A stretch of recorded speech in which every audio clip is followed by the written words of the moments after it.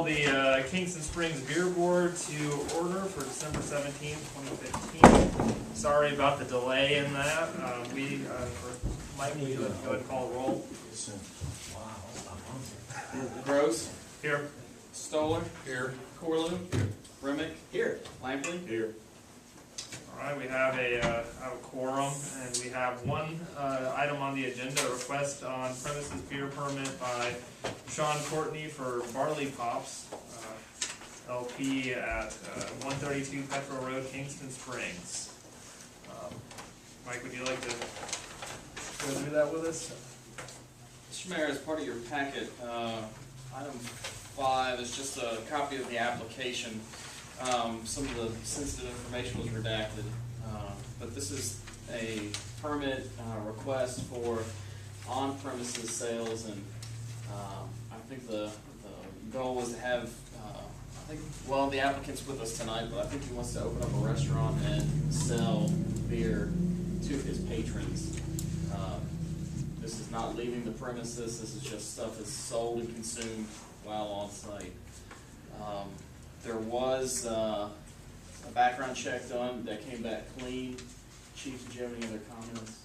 No, that was run through the state, and we've gotten it back, everything's fine. Everything appears to be in order. The city attorney, do you have any comments? No, there was a couple questions, but we got those addressed, and so everything looked fine. There was something that I needed to mention about outdoor sales. Sean, would you like to? Yeah, absolutely. In fact, I'm glad you said that, because I want to kind of make it clear what we were talking about.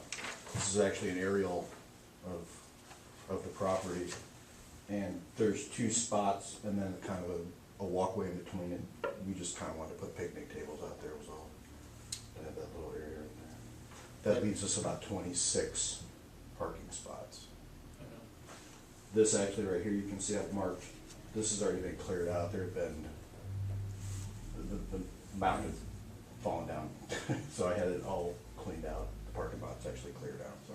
Looking at the photo to the, as I see to my right, is the Quick Lube? Is this Yeah, correct? that's Bobby's Quick Lube right there, the volunteer. Would you be putting fencing around that outside?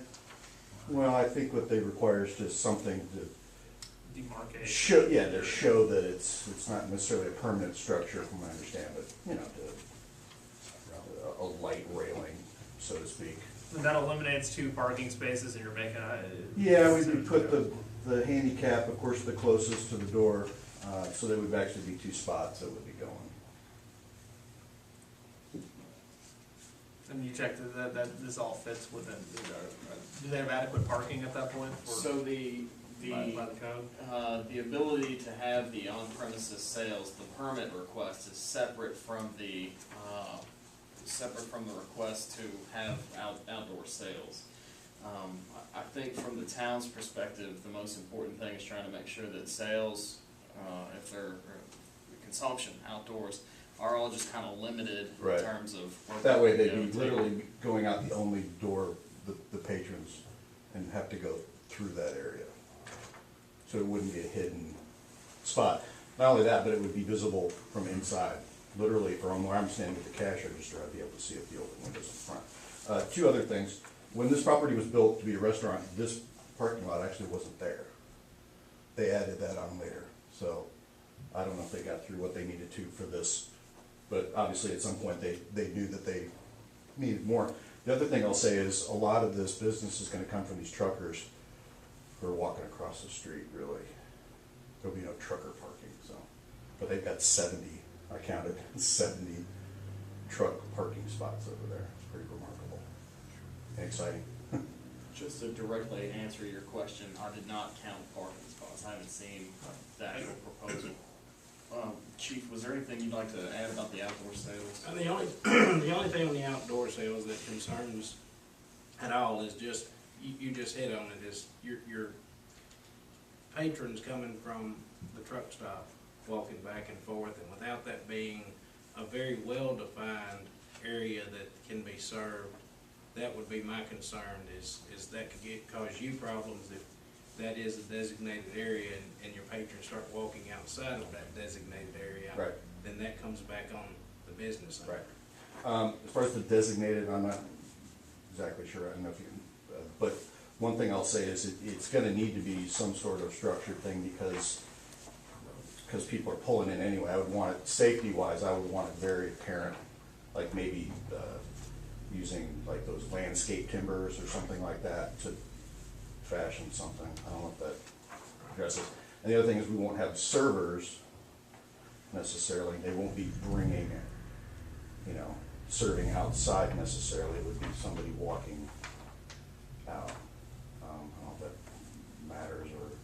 Well, no, I mean, it really isn't the issue of who brings it out. Yeah, It so stays in the confined area. How do you That's keep them the there issue. once you do it? You just need, Right. you clear, and I know it says in the beer permit that you have to have it clearly labeled. Right. No alcohol beyond this point, that sort of thing, which we would. And I think the parking, just from, he is correct, there was enough parking to meet the code when it was initially built.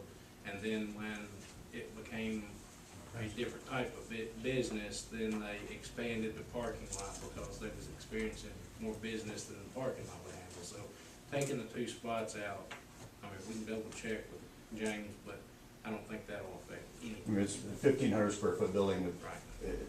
the seating, 42 inside, it's not a lot, so there's a space for every, 2 people, less than 2 people. If that's right, yeah. Anything else?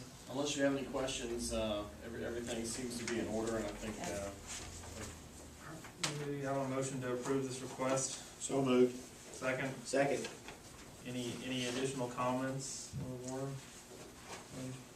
Get her open. Get her done. January 1st is what I'm shooting for. All right, good. So, starting the new year in the business. And the name of the business again is? Barley Pops. Barley Pops. Well, so I've heard good things about your former restaurant, Past Past Perfect, Perfect, yeah. from some folks. Yeah, 9 years. I've already been getting calls. I belong to a trade organization called Trade Banks. I'm getting already calls from clients and when are you opening? So, Right? yeah, I'm very excited to get out here again. I really am. So can't wait to move out here. And Oh, you're past, oh my gosh. Yeah. I used to eat there all the time for the hockey games. yeah, And great food. that was me. Mm-hmm. Are all in Buffalo favor? burgers. Aye. Opposed? Hearing none, all right. I really appreciate it. Thanks for I'm coming, thrilled to be look here. forward to visiting you and Hurry up. eating soon. I'm gonna get back to work. Change. Thank you. My scrubs and go back. Thank you. Motion to adjourn? Motion to adjourn? Second. All in favor? Aye. All right. Wow. Now we can call the Kingston Springs public hearing for December 17th to order.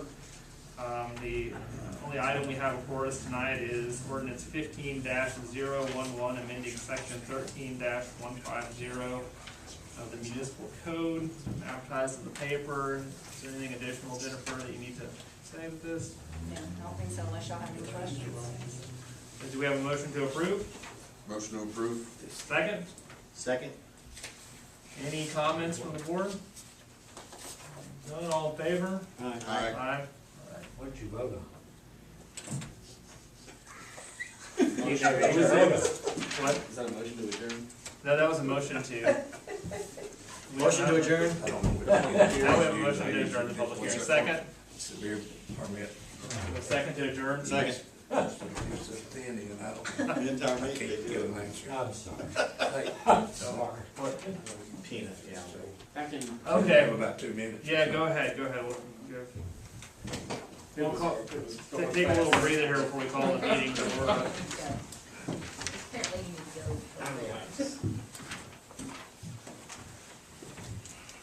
Gary, you all right? Yeah, my knees, except for knee, new knee. I'm sorry, Tony, I just couldn't figure out what you were voting. Oh, it was the ordinance. 15-001. Raised. 15-001. It was just for the tax that we. Huh? That was just a public hearing. Oh, yeah, that's right. That was just a public hearing. That was to adjourn. Sorry. I was like you, I heard motions being made. They'll leave. All right. I'm ahead of myself. I was gonna ask about Mr. Nix, but he's not making much progress. Still got it going. It's gonna be generous. It's everybody, it started something. Yeah. It may be. We sent out final notice to Mr. Nix to move some stuff. She made the house. Love Street, Love and Maple. She knows, she didn't even come home until Sunday, so. Yeah, I never ate it, that's perfect. There was a first time on Well, she final gets, notice. just gets home Sunday, she gets back next Sunday. Huh? And the 2 weeks is up. You get two in? Yes, Yes, ma'am, women, I'm. She loves it, I mean, she did good, she made all these in a day. We were all quite shocked, including her. Anyways, that may be it. Someone's. So, you know, it's hard when you, she didn't take any advanced classes here, so, you know, we didn't know how she'd do. I mean, we were, you just don't know. But I told her, I said, that's the difference to going to a small school though, as opposed to a youth there all the time. A You know lot what of I people mean? inquire. She had a lot of help. She had a lot of- It said barley pops. She really likes it. Wi-Fi when you drive by there now. So people have already gotten wind of it. Then there's a giant rooster in back Big crowd. too. A giant plastic rooster. Sorry about that. He was.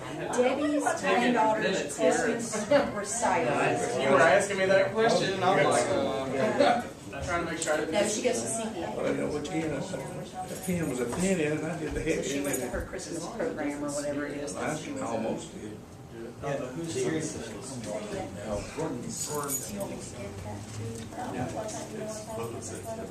Oh, at the meeting, at the thing the other night. I know, I only knew about it because Joy works at a yoga studio in Nashville, and the owner of that studio That was a good said, event. oh, the guy that started Past Perfect said he's starting a restaurant in Kingston Springs. It was, That was about a year That's a ago. really good restaurant. by the It's a way. very good. I know. I think they're numerous. it was a bunch of catering. From the regional people. Downtown, more catering than actual restaurants. I don't know if that's true. So I wonder if he's intending to do catering out of this facility He or. said he's planning to do some catering. It was for that, And I gave that, like frame what they were talking thing about to when you. you I painted just in wanted the you to see it. I middle. don't know if you Was saw that- it. Oh, yeah, I didn't know if you wanted Multimodal this to be grant, they're trying to done, get it anything there. done with it, or?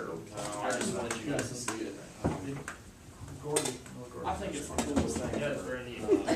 Yes. To hang it up front They're waiting somewhere, coffee. maybe hang it up in the entry or something, I don't know. We'll hang it up more, sure. Maybe along with, when Bob's down here rehanging all the pictures out here, you can hang this up here. Me? Yeah, you can get better, you can hang them.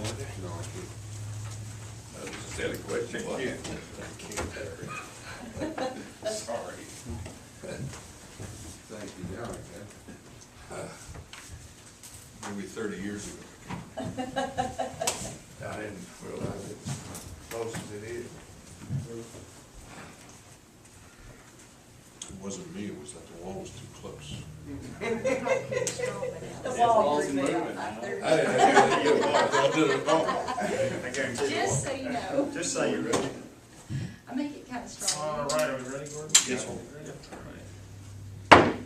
Call the regular business meeting of the Kingston Springs Board of Commissioners to order. Could everybody please stand and face the flag? Pledge allegiance to the flag of the United States of America and to the republic for which it stands, one nation, under God, indivisible, with liberty and justice for all. All right. Call the roll. Corliss. Here. Gross. Here. Lampley. Here. Remick. Here. Stoller. Here.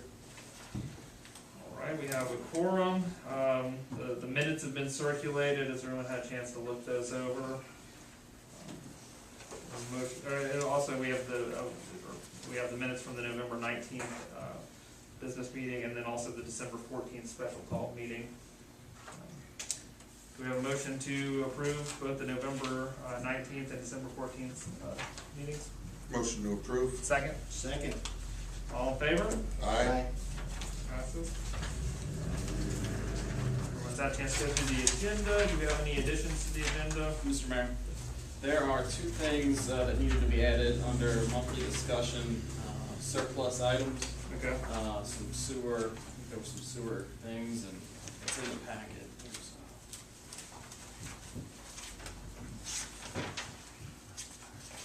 an additional police things, police and sewer items for surplus.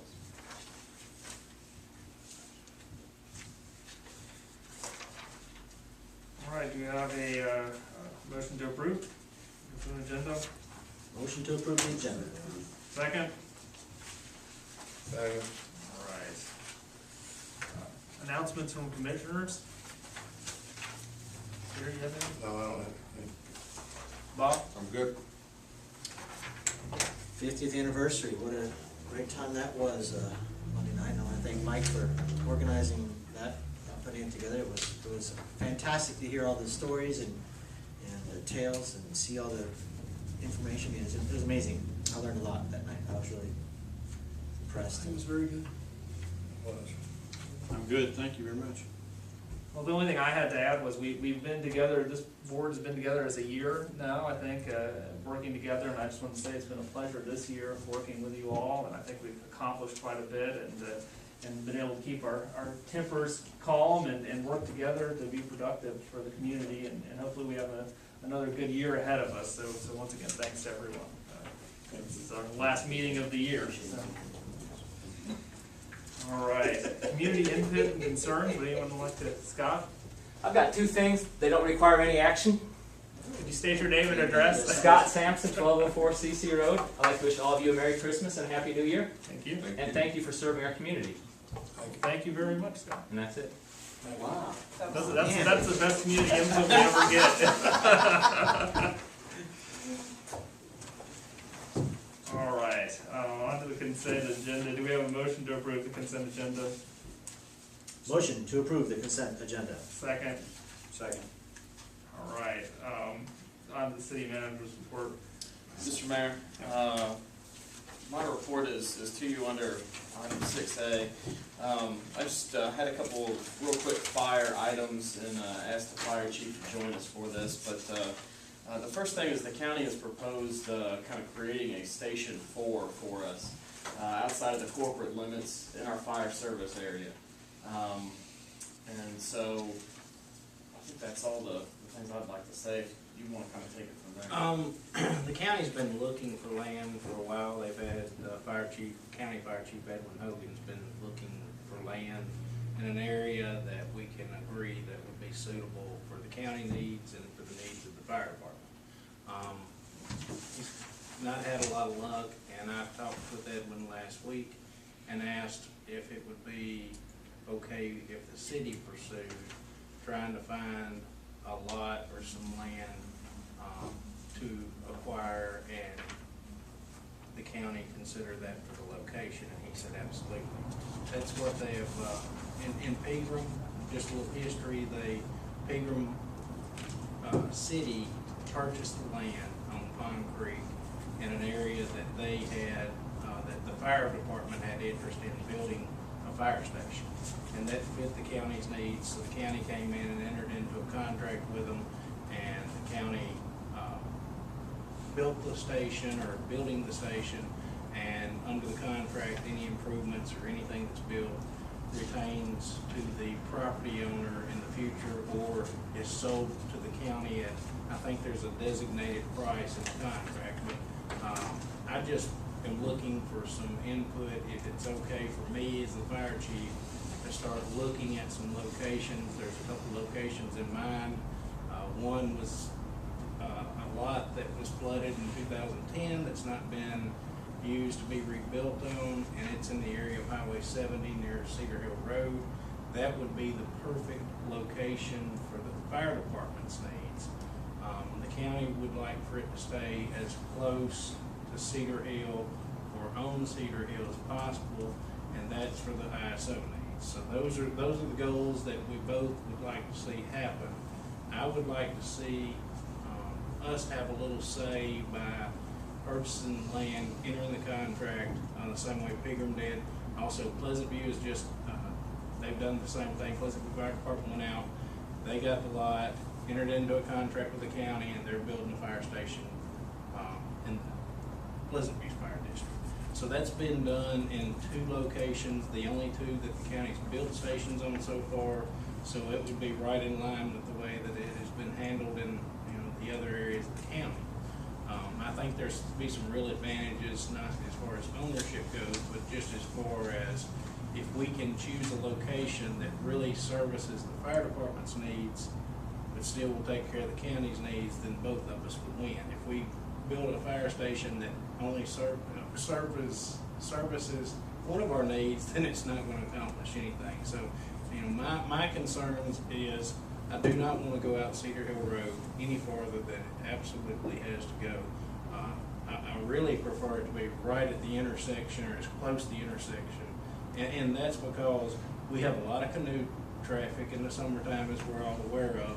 And for our firefighters that we currently have, or the residential areas that are available for future firefighters, Cedar Hill Road is not an area that is growing for residential growth, and you're not gonna pull in a lot of firefighters from that area. So I need it to be in a location that I can draw volunteers and make it a usable station. So all I'm asking for is permission to pursue, and the only thing we would be doing is pursuing if we find the lot and it was suitable in the area. We would certainly try to get it for free, if not for free at a very low cost, but at that point, it comes straight back to y'all to make any decisions. This is simply just to give us permission to start looking for options. And yeah, something that the Chief Ivy didn't mention, but he mentioned earlier, is, you know, it's a direct reflection of our department, no matter what happens with this. So I think it's important that like Chief Ivy said, that we have some say in what that looks like. So do we have a motion to kind of give Chief Ivy the go-ahead to do a little fact-finding mission? I'll make a motion that Chief Ivy has that permission. I second it. All in favor? Aye. Opposed? None? Thanks. Thank you. The second item for the fire department, and the chief can go into some detail about this as well, I think, but there was an assistance to firefighters grant that was actually mentioned, I think, in this meeting in November. It has since come open. We have been kind of waiting for it to come open. It's open now through January 15th, and we've kind of been talking about replacing some self-contained breathing apparatus, like packs and bottles. Now, this is something that we brought up in retreat, and there was a line item in this year's budget for $8,550 to take half of our inventory, replace it, and then do the other half next year. Right. So there is, you know, some funding in the fire department budget this year for that. What this would be to apply for federal funding, FEMA funding, to cover 95% of the cost for replacing everything. Right. And the chief can. So the 5% we could draw, I assume out of just current budget we've allocated. Right. And what, at the time we applied for the FG grant last year, our SCBA's were not to the point, you know, you have to get the service life out of them to even qualify. Basically, with the FG grant, you either highly qualify and there's a good chance of getting it, or you partially qualify and you're basically wasting your time, because unless you're in the high priority, you're not going to be funded. I mean, they'll tell you that. You have to be in the high priority. Pleasant View Fire Department, Pegram Fire Department both fell into the high priority. They both applied and was awarded. And what I had asked for, and y'all put into the budget, the $8,500, was simply to replace air bottles, because our air bottles have been tested out. They can only be tested so many years, and then they're not usable. Even though they're still good, once they reach that life point, you cannot use them any longer. So, I'm sorry. What is the life of the bottle? I believe that it's 12 years. 12 years. I think, yeah, 12 years is life, and we have to have them tested. I think it's every 3 years, so it's like the fourth test, then that's the life. Or the Gotcha. third test, then when it would be time for the fourth test, the life is gone. So, we had budgeted to start replacing bottles. Now, we're also in the situation where the air packs themselves are, the life expectancy is becoming very close, like within a couple of years. And what changes with those is the standards. They change the standards of safety features and operation techniques of the packs themselves. Once they change it, they give you 5 years to start switching in and phasing out the older stuff. So we've got like 3 different levels of compliancy of air packs right now. We've got some of the oldest, and then we've added some in that have a few more features, and then we have some of the newer ones. But even our newer ones, I think, have 3 years left or 4 years left, and then they have to be phased out. So what this grant would do is replace the entire air pack, not just the bottles. But what we're applying for is to replace the air packs, the mask, and the spare bottle. And that's what they're funding. So that was typical for what gets funded if you do meet the high priority. We got some really good things in our area that will help us as far as demographically and call volume wise. And we do have very good records of maintenance. I think, Mike's already got a couple of those, and he's worked with a couple of firefighters on this for a while. We're hoping really hard to get this grant. I mean, it's probably in the neighborhood of 100, and I'm just guessing, so don't hold me to these figures, but I'm saying probably $150,000 grant roughly. And that would replace 13, no, I'll have to pull the numbers. I think it's 21 air packs. Is that what Trey gave you? That sounds right. I believe it's 21. But the air packs now range in price from, they're kind of like looking at cars. They all have the minimum start at around $6,000, and then some of the really nice air packs are about $8,000. So, we're looking. The other thing that we have is we've been with ISI, which was a brand that we've used for years. In the meantime, since we've been with ISI, the county, other fire departments in the county, all switched over to Scott. So we're the only fire department in Cheatham that's not using Scott air packs. So just last week, we had a brush fire in Pegram that also involved a car fire, and one of our firefighters, Ashland City, was on the scene. They had to get the air pack, and of course, it's not that you can't figure it out, but they're just not as comfortable. So what we're looking at is 2 things, is replacing what's old with what's current, and the new standards, and being the same universal countywide with the other fire departments. So when we do get on the scene, everybody's equipment is the same. So that's our 2 goals in doing this, and saving a lot of money if we can get this grant. The old equipment, is it recyclable? Is it What they do, is it- yeah, to a point. Now, like the bottles, I mean, it's pretty much, they become lamps or go to the scrap. I mean, honestly, it's Yes, like, yes. it does not have a function that can be used for an air bottle. I mean, at that point, they cannot be used for pressurization. So, and the masks are the same way. Once they get the life expectancy out, they cannot be used. So the harnesses and the packs themselves, you can surplus and give to fire departments who have nothing, and you can give the bottles, and that becomes an attorney question. I'm not sure, it's kind of a fine line when you start giving away bottles that have already reached the life expectancy, and then if something happens, so she's already saying no. I didn't think No, you could, it's but not I'm just saying, I know, Lamps. there becomes some problems, with even surplus and trying to give away. So, really, for the most part, they have no value. Thank you.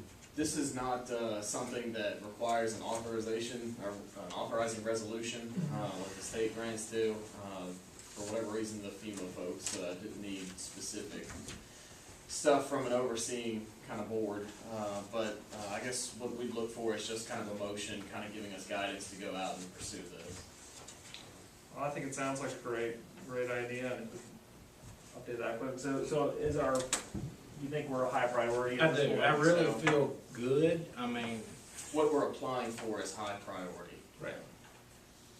I think, with what we have as far as equipment and demographics, I think we are definitely high priority. That's great. There's a lot of things you apply for under the AFG, but it gets into, if you don't fall into the high priority, then you're just not gonna be funded. So, in the years past, we've applied for a few things over the years.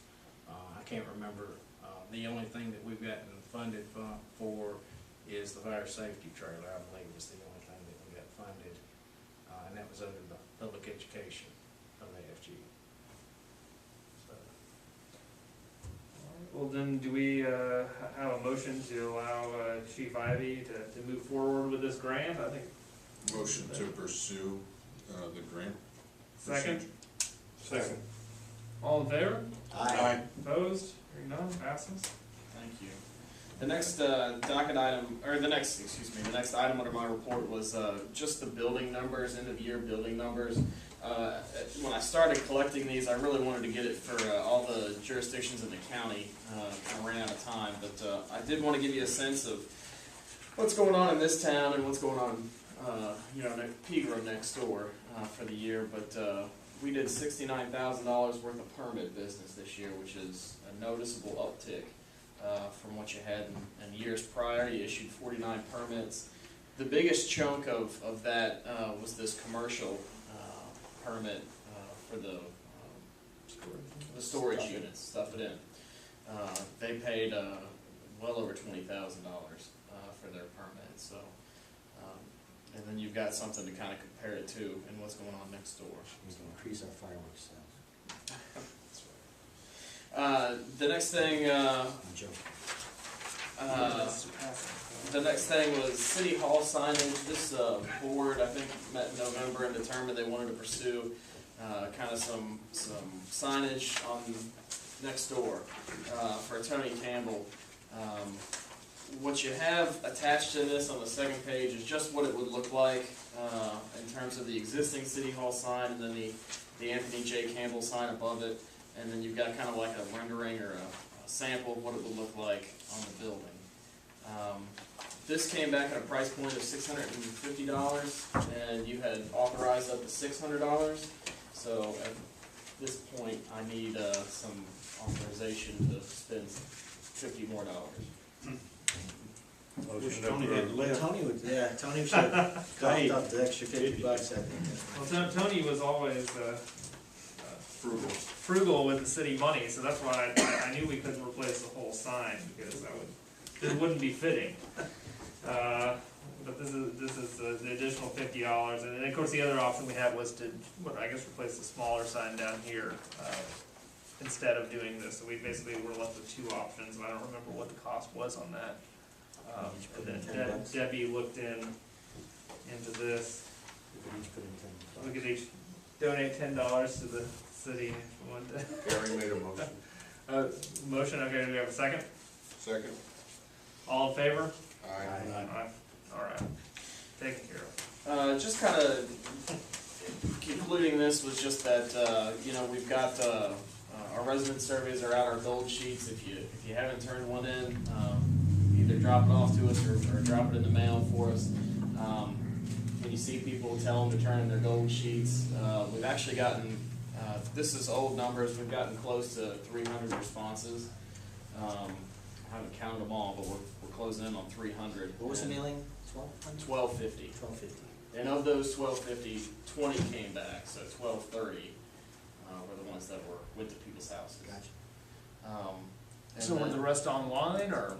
We've got 12 responses online. Okay, so the majority of them, the bulk of them were mailed back. Overwhelmingly.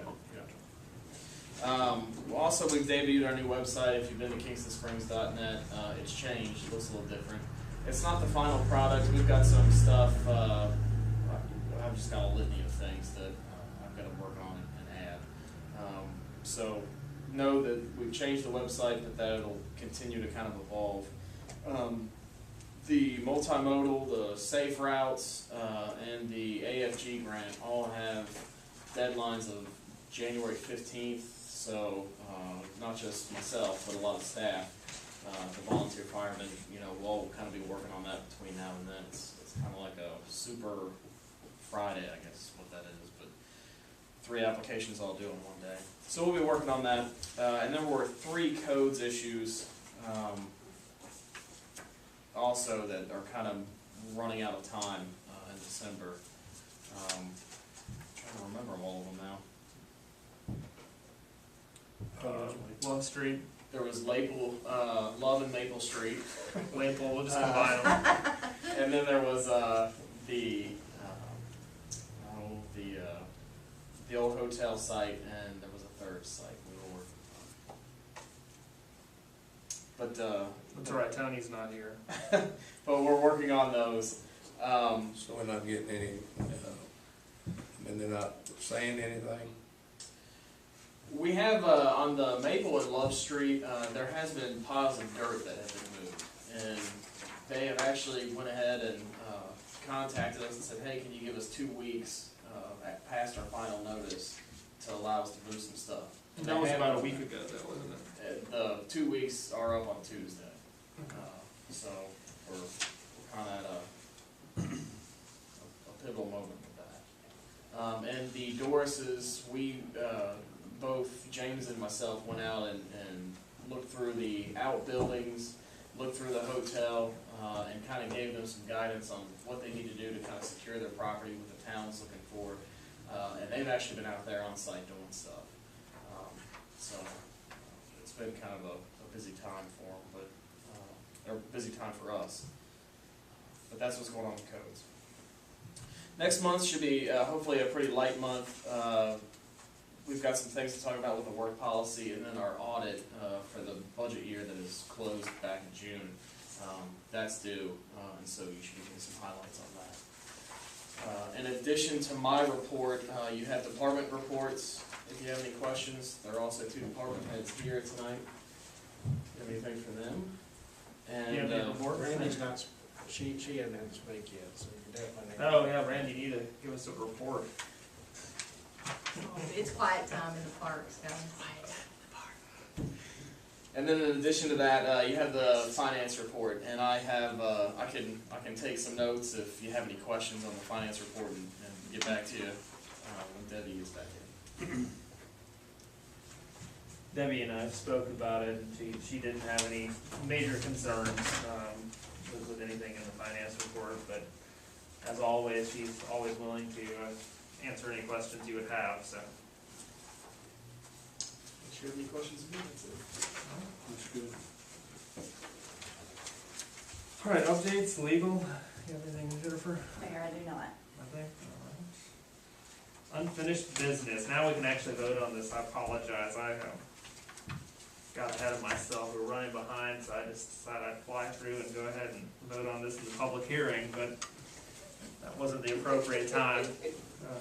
So now we have the second reading of ordinance 15-011, amending section 13-150, 4 of the municipal code. Of course, you voted on this last time. Jennifer, do you have anything else to add to this? I do not, unless y'all have questions about it. Do we have a motion to approve this on second reading? So moved. Second? Second? All in favor? Aye. Opposed? Hearing none. Motion passes. New business, resolution 15-010, endorsing the application for the 2016 Safe Routes to School grant. Mr. Mayor, this is a Safe Routes to School application that runs along Harpeth View Trail and connects to Harpeth Middle School. On the screen, I've just got I just want to show you a map of pretty much what the engineer and Public Works and I kind of come up with. We had originally, back in, I guess, February, discussed running sidewalks the length of Harpeth View Trail. So in trying to figure that out and trying to tie it in with this particular grant program, what we came up with was kind of a loop composed of 2 phases, a phase 1 that's funded by the Safe Routes project, and a phase 2, which is a future phase that the town would have to fund locally or find some funding out there for it. To run all the way along Harpeth View. What we've got right now proposed would start somewhere along East Kingston Springs Road, go right past the middle school, and would stop around Cedar Court. That's 7/10 of a mile for phase 1. That's what we think we can afford to fund out of this grant program. The other phase 2 is kind of optional, and it's something that we can kind of discuss, but for purposes of the grant, we had to leave 2 things open. One was the length of Harpeth View Trail, and the other thing was something that they were going to find attractive, in that if we stopped at Woodlands Drive, hung a right, and went down Woodlands Drive, you can make a sidewalk loop with that, where if you went straight out Harpeth View, there's no There's sidewalk no sidewalk. at the end of Harpeth View. So they like to see connectivity, they like to see the loop, we wouldn't even get to Woodlands with this, but what we've got is something that a loop could be created. Which side of the road is this? We talked about the right side of the Right road, side, good. and there's a problem with that, and there's a complication with going on the other side. The complication with the left side of Harpeth View Drive is that there's a water line there that we really need to try to avoid. And the right side is better, but it's got some drainage issues. There's some kind of fall on that side of the road. And there's room on that one bridge, we have one bridge in the way. Yeah, right past the high middle school, school, there's a middle bridge school out there, and there's enough room. We're hoping that this project, they really don't like to see anything with right-of-way. They like to see you open, or they don't want to see the thing kind of bogged down in the right-of-way in the acquisition phase. So what we had kind of planned was a 5-foot wide path right alongside the pavement, Okay. which has its pluses and minuses. If it's a safe routes program where kids are the goal is to get kids on the sidewalk. Curves. You got the kids closer to the road. Also, it means curb and gutter with drainage infrastructure. So this is just kind of a view of kind of showing that the sidewalk would be right next to the road, with a car there and what it might look like. The next is just kind of from a car view or from a 5-foot view, what that might look like. And again, the sidewalk is right next to the road. And how much of a rise is that, am we looking at, from the asphalt to the concrete? Well, I'm not sure. It's not quite a curb. I'm not No, sure. I can ask that. 3 to 4 inches, it's not, I don't know. because it's not really a curb, right, we're trying to avoid that?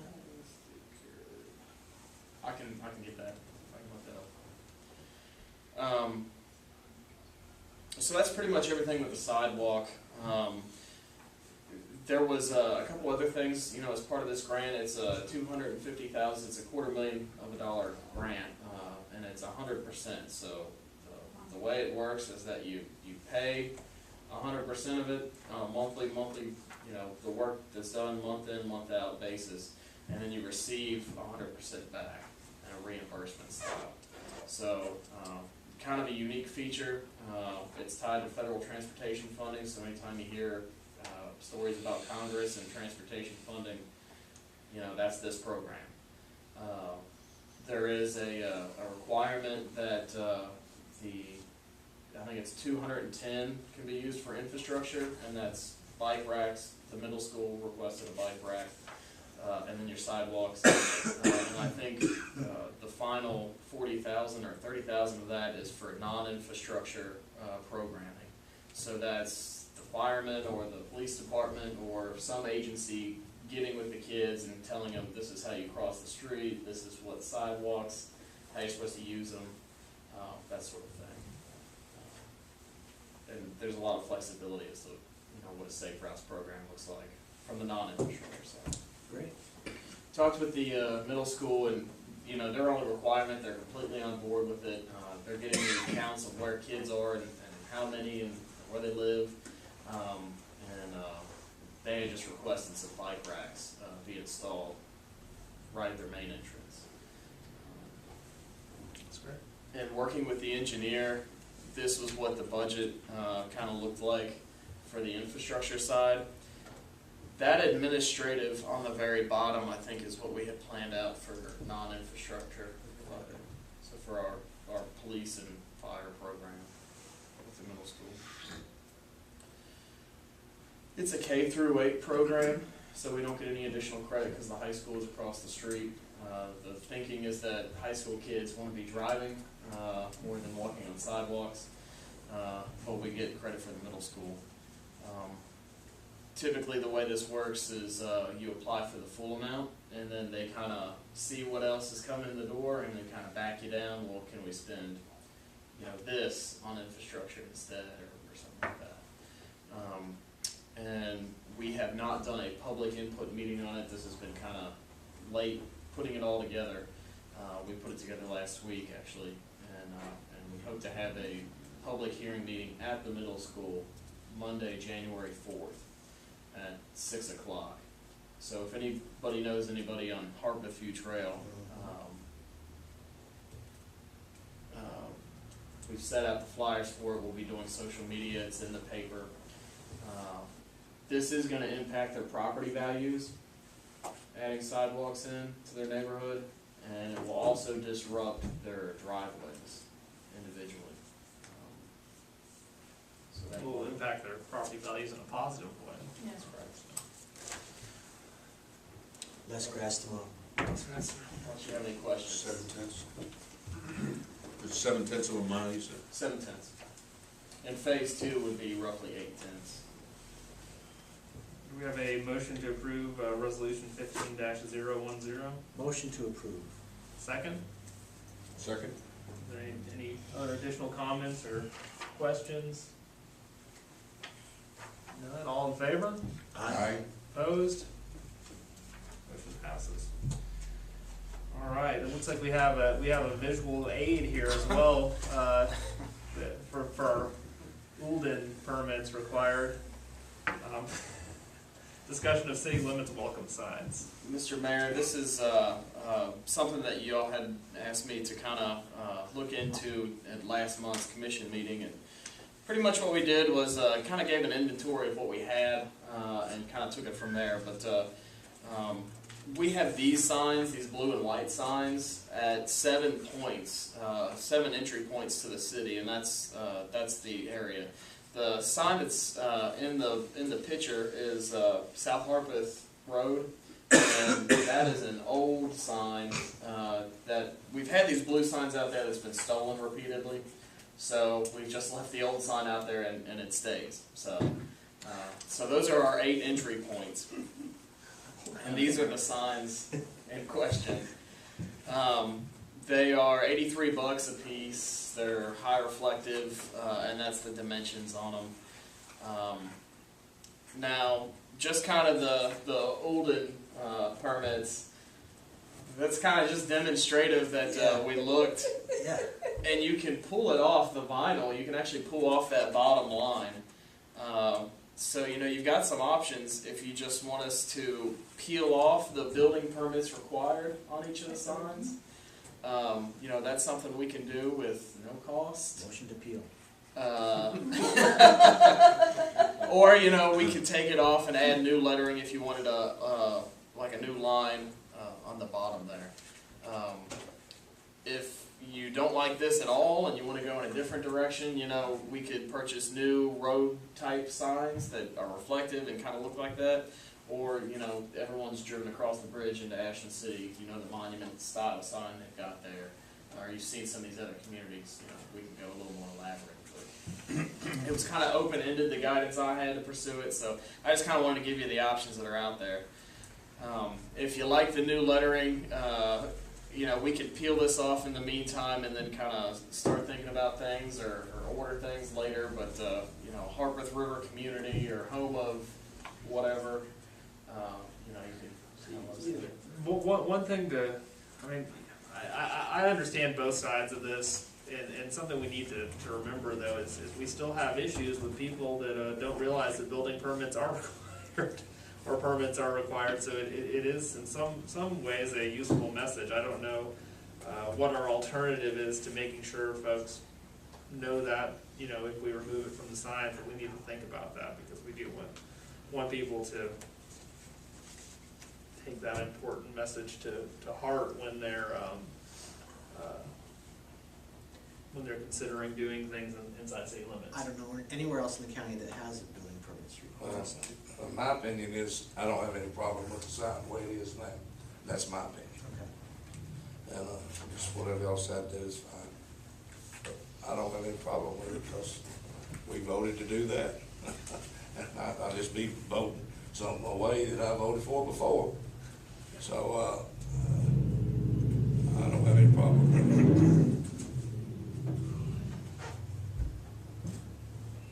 I don't like the sign, but, you know, with the building permits, I'd hate to think that people could build and not realize in today, 2015, that they gotta have permits in the city.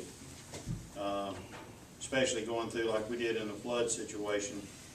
Everybody was reminded about the permits during that time. It was eliminated, so I like the Harpeth River community. I think that's, I like that. I think that's a very, I think we need to accentuate on our positives a little bit more. The town's 50 years old. I mean, you put something, you know, you can do that in different ways. It doesn't all have to be the same. The letter can be different depending on what area you're in. Just, you know, come up with some good ideas. You know, Kingston Springs city limits. Check out our parks and do something, you know, different, you know, that's going to, I mean, we had all these surveys talking about the parks and where we wanted to go and what we'd do and our ages, our income and everything else, you know. Why don't we use what we're spending money on a little bit? I mean, if somebody doesn't get a permit, what's the worst thing that's going to happen according to this? Not a great deal of money. We go after them and they pay the permit. So, you know, I don't really, I think what Glenn and I are saying is do something a little bit different. You reach out and recognize the town for what it is. Look the positives. Yeah. It's kind of like Gary said today, you know, there's been a lot of people here, but, you know, we know permits are required. You know, and I know that they had to do this because maybe some people were getting rogue at times, I don't know. But How many years back was it that they put that here? That was before my time, but it was a, It hadn't really been that long it hadn't been a ago. whole long time, I don't think. I think it might have been the year before. It's real name. 4, I think so. I think it's very negative. Yeah, 4. I think I What you remember say, being at the meeting. you know, we could, if it's gonna peel off, put on there something, you know, the fire department, look what they've done as far as getting us, maintaining a class 4 rating. I mean, something positive. I don't care what it is, you know. All the commissioners get along, that's good, you know. You know, no argument. That's subject to change. I won't change it. Over the years, elections. It'd be all right. I love the idea that Well- they can easily be peeled off with the minimum amount of financing to make the change. We were very pleased. Yes. Yeah, so any more signs we get, let it be peeled off. I personally love I think we should wait and see some of these surveys that come in and see what Yes. the I was about to people. say, why don't we put this on the agenda for retreat? This That'd be seems like good. something we can discuss at a retreat. It's nothing that has to happen right away, Yeah. but you know, maybe we can. It'd be a good thing, I think, to discuss then. To what to add to As it? we're talking, well, just, you know, discuss how these signs, how we want them to reflect the image of the town. I mean, that's very much part of, I would you love know. to see it come down as quick as possible. So, question, the 7 or 8 places that the signs were located, how many still exist? They are all there and in good order. Okay. And are they yielding or are they complete? No, they are complete. Oh, good. This was an extra sign. That was experimental. Just checking. Kept them on. Good. Ready, though. Now you showed everybody when they tried to rearrange the letters. That one high school kid that They watches combine the it, YouTube they has are got totally to on. make something new. Oh, use this for you. So is this something that I need to put in the lineup for retreat? Or I think so. I mean, you know, Glenn, you say you'd like to see it come, but what I'm saying is if we're gonna replace it with something or do something, it would be something, I think, you It know, when we're seems talking about the image of the town. Minimal to discuss about remove it currently, just get it off, you know, remove it and then let's discuss what to add to it. Because we're talking about just simply buying more glue and adding to it, correct? We could add to the existing signs? Them letters are $150 each. The signs, We wouldn't go to Home Depot and get the letters, right? Really? That's correct. We would do a 3M product, right? It would be whatever our person using vinyl is. I don't know what it is. Yeah. Yeah, some sort of graphic show. All the state signs now are stickers. Have you seen that? You know, look on the back of the stop sign, there's a sticker that's pushed over in the corner spot. That's really how they do it. So, Again, my view is just remove the lettering, it seems pretty quick and easy, and then discuss at retreat what to add to it. That's my.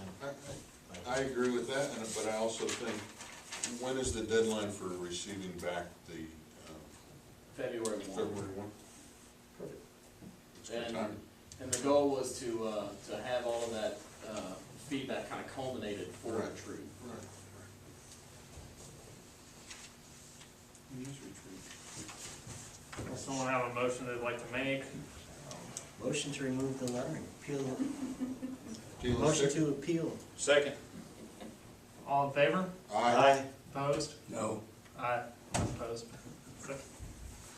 Motion passes to remove the lettering from city limit signs. Remove the building permits required from the city limits. And it was made by Commissioner Remick, Seconded by Commissioner Lampley. and Bob, how did you vote on Aye, remove. that? Okay.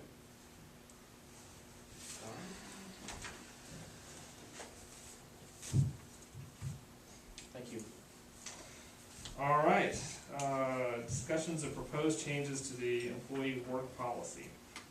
Mr. Mayor, this is 9C in your packets, but when Lori had left, she had kind of left me with a kind of like a to-do list, and there were 3 or 4 things left on that to-do list that we started to take a peek at a couple weeks back. But one of them was kind of making a change to the work policy in terms of take-home vehicles for officers.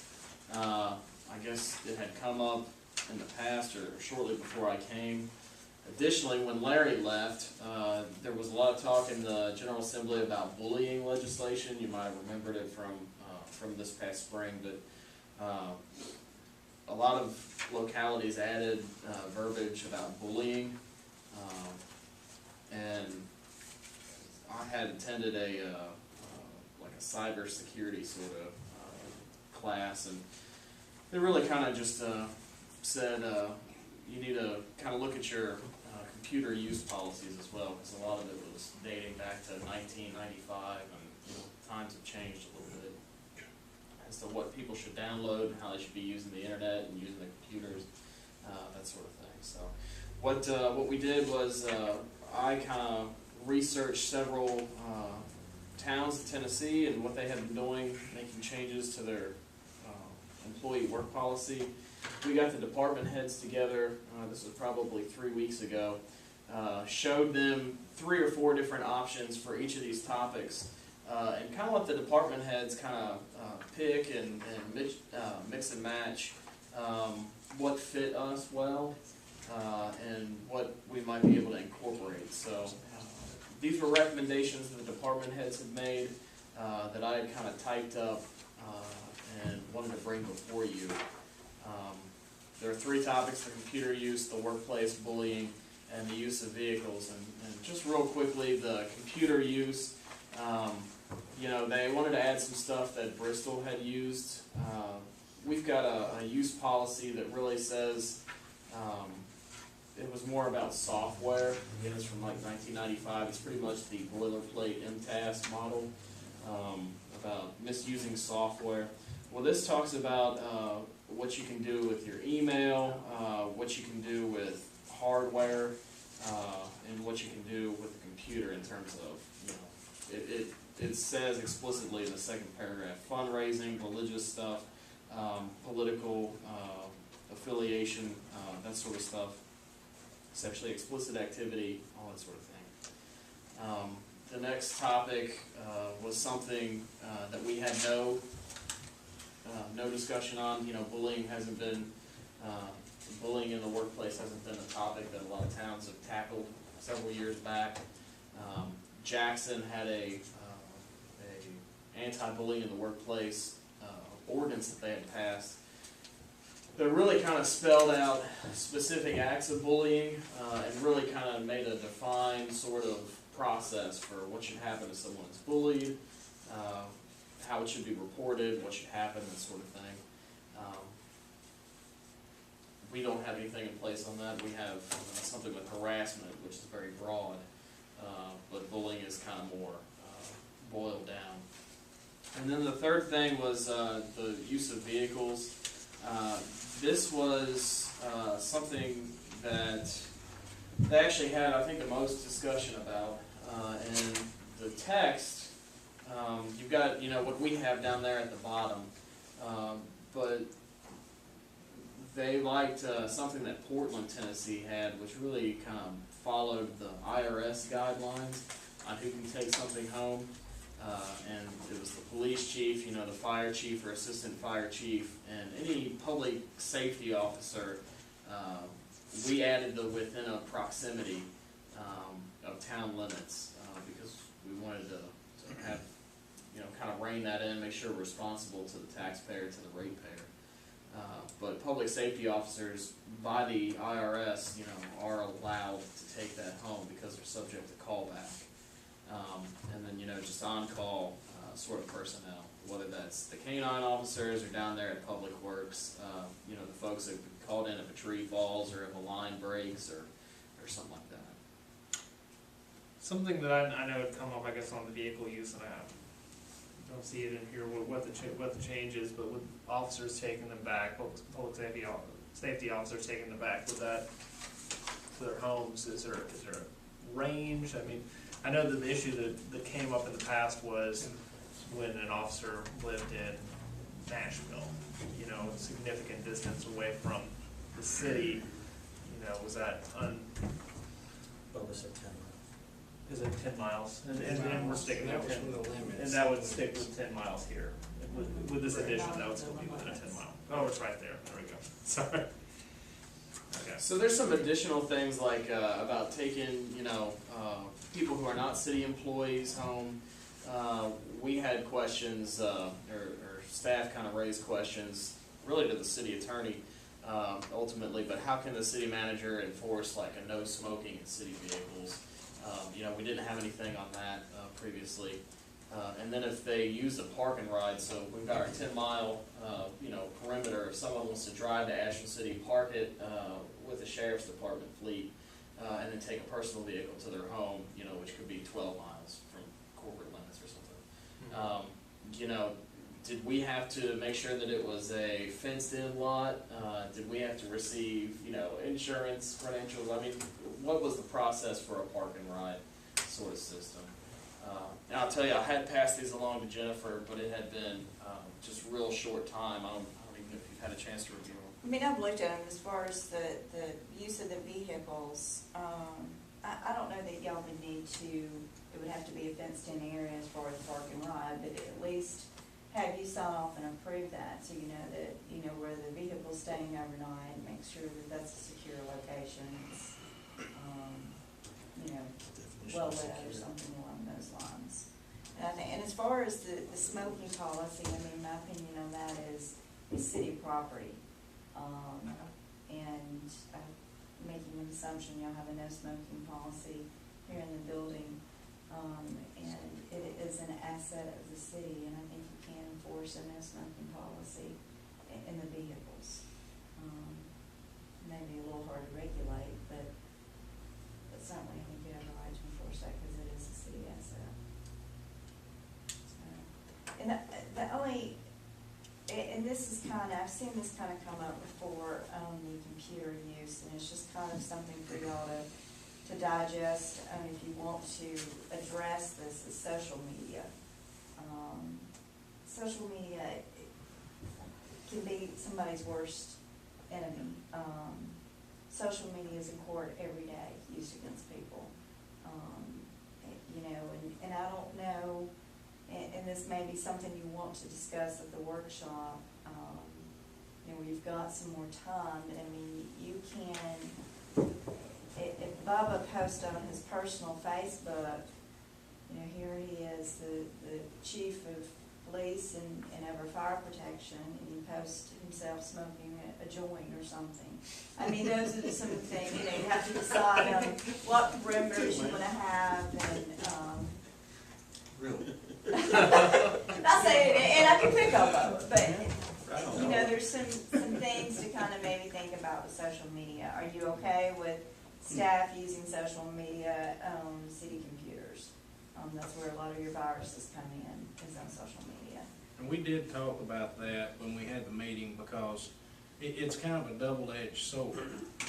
One of the questions that came up is, let's say Mike is posting things about the 50th that we just had, and I go to my personal page and share that. Well, the way some of the policies that he had samples of, that would violate the policy. Well, we don't want to have a policy that prohibits promoting good things for the town. So, you know, we had looked and talked about some of those things that, how do you control that? As far as like what you post on your personal page, one of the things the fire department did probably 5 years ago roughly, is we changed our applications. That when you fill out an application for the fire department, you give us written permission to look at your social media sites at any time, and that anything that's deemed inappropriate can be reason for either not being accepted or being terminated. And we do look at those, and you'd be surprised. I mean, I've sat in interviews with potential firefighters and pull up their Facebook page, and you wouldn't believe some of the stuff. And it really is the biggest tool, but it can be the biggest problem too if it's misused. But, you know, I don't know how you write a policy that really fits everything. I think that it's good that you have some policy that the employees know that you're gonna be looking at their personal pages and that they can't be putting inappropriate things. But I'm not sure as far as legally, you know, I don't think that us having them sign off really makes, I mean, it makes me feel better, but as far as if it was to be taken to court, I don't know how much that plays in, that we're looking at their personal site, but we do have them do that, and I don't know if that's common practice or. I mean, and I haven't looked at y'all's entire personnel policy, but to me, it's kind of common sense. If you are, as an employee, you're a representative of the city, and if the city, to me, would have calls for suspension or termination, if you were, you know, if you, I won't pick on you again, by the way, if you are up here at one of these little restaurants and you fall out the street intoxicated,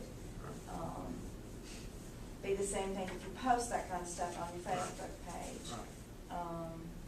You know, and I'm not suggesting those things, I'm just throwing some things out there for y'all to think about. And it's a slippery slope, and it's a fine line, and it's hard to regulate a lot of that. And you know, I'm not saying Kingston Springs, any of your employees are doing that, but I just, people are stupid with what they put on social media, and it's a great tool for me as an attorney when I take somebody to court. I get on their Facebook account or their Instagram or whatever, and I pull up pictures and print them out and take them to court. So, I mean, that's just, you know, maybe it's just something, a small thing there, you know, that the city will be routinely reviewing those things when they're out there. Well, I'm gonna be keeping an eye on Chief Ivy now that I know about these activities. I'll add you to my friend list, so you make sure to see it all. I think I'm already. I hope you like seeing pictures of my kids, because that's about the only thing you're gonna see me first.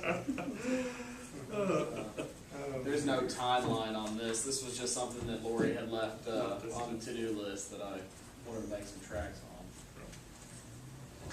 That's probably also something worthy of discussing and intrigued with. We need to probably set a date for that as well, don't we? Yes. So it should be a January or February type deal, probably. Probably February, I guess. February, February, I think. What? Oh, Sorry. All right, approval of additional secondary meter refunds. Mr. Mayor, this is item 9D in your packets. We passed some of these last month, but the water department came back to us, I think maybe the day after you approved the last set, and said we had 4 more. And so these are 4 additional secondary meters. You can kind of see them: Bruce Stevens and Vicki Watts, Chuck Slater, and George Shore. And it looks like it's the 4 of those.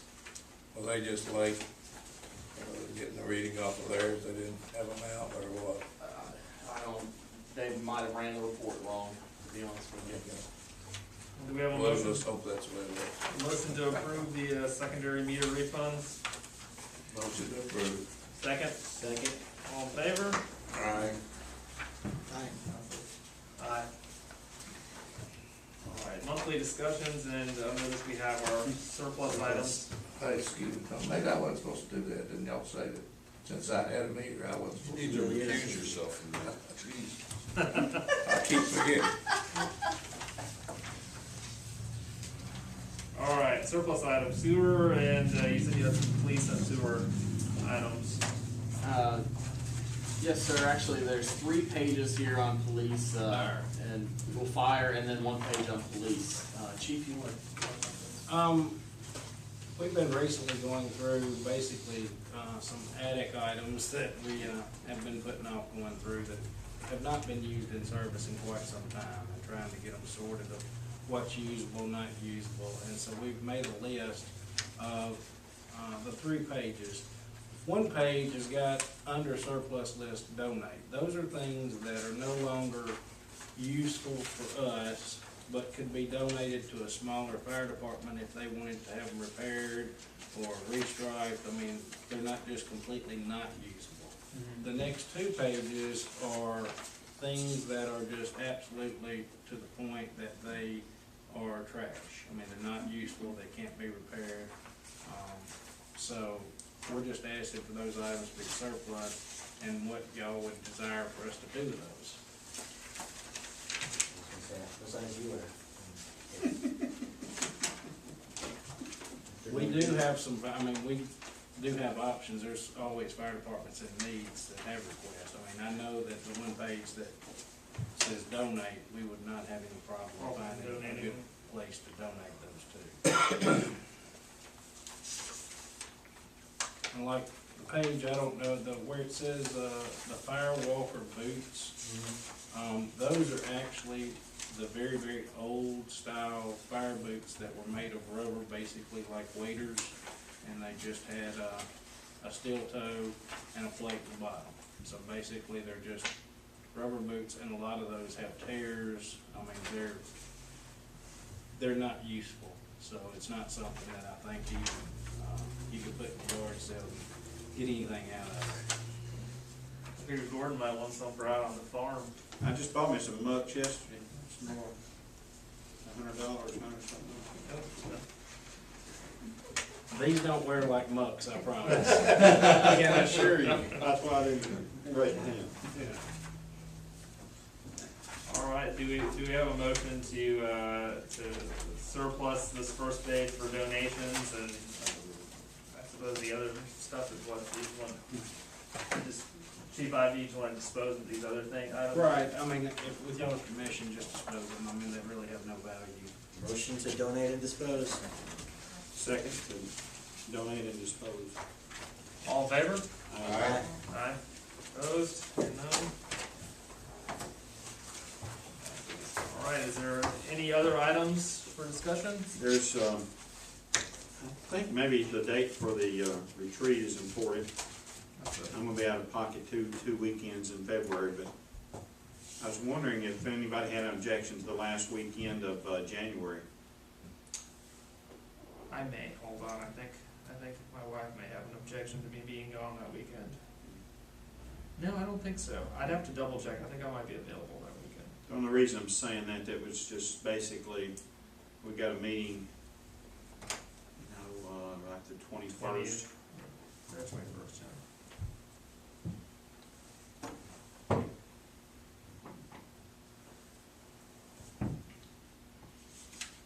Well, I mean, Cause we got, I mean, we're real close on to the date, I mean, that's, of course, you know, one thing you'll have to look into is availability for space. so I mean, What dates are we looking? Well, we're talking about the, end of January, the last weekend of January, before the groundhog sees his shadows. 28th and 29th, I guess. January would be the 30th. Or no, 31st. 29th and 30th. So 29th, 30th, correct, Friday, Saturday. What weekends are bad for you in February? The middle weekend, I'm going to UT game at 27th.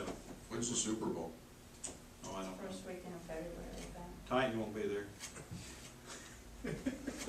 Cheerlead. Well, we'll be back by Sunday. So. I'm good for the 29th. I should be good. I have to double check that with Joy. So now Can we just tentatively go ahead and see if it's available and see what? Yeah, I just give them a call and see what's You good, Gary? available. Yeah. I'm good for that. You're retired, Gary, you should be I good. said I'm good. We don't need any ice that We weekend. won't start at 8. I had a great. I know you did. It wasn't one other company. Plus item that I didn't get. I have to sacrifice that. Oh, okay. It was for police, that was all fire, so I gotta figure. Oh, Oh, no. Let's look at the Farmer's Almanac and see if there's an ice store.